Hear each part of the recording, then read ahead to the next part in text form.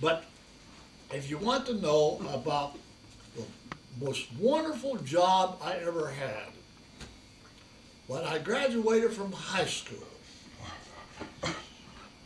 a friend of mine in high school's dad had a superintendent or foreman's job in this stove manufacturing company, and he got me a job. I was tickled to death going to have a job getting right out of high school. And when I started inquiring about the things, I said, well, it doesn't pay very much. It only pays 10 cents an hour. Well, I hadn't been used to making much money anyway. I made $2.20 a week on a newspaper route. But anyway, 10 cents an hour.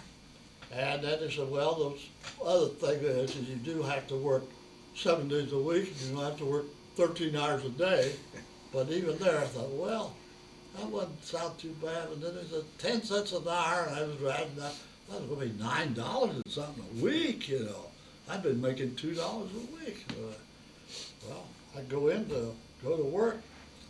My first job they handed me to do was hand me a spray can. They were spraying Guild onto the fronts of gas stoves. You know, they were ornamental fronts, and he sprayed this gold-looking Guild all over. Of course, I had to wear a mask. I was in a hooded affair. Get that all done. Then the next thing you know, I said, well, and we want to start you doing some feather picking too. And I went, what the hell, feather picking? He takes me over, shows me this big barrel of asbestos. And we're going to want you to take and glue this asbestos up on the back, for the backs of these stoves.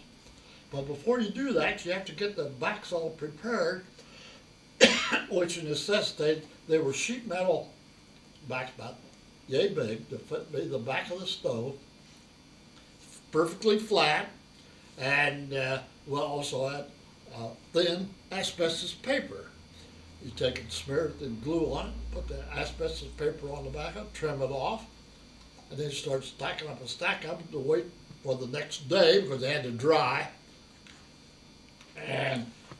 But when you went in the next day, well, you'd have a big stack of these things. Now you're going to do the real feather picking, because then you take these one at a time, you put one of the things over, you swap some just sticky glue all over the front of it, then you reach down, and you do about 3 or 4 of those at a time. You have them sitting out there so you get at.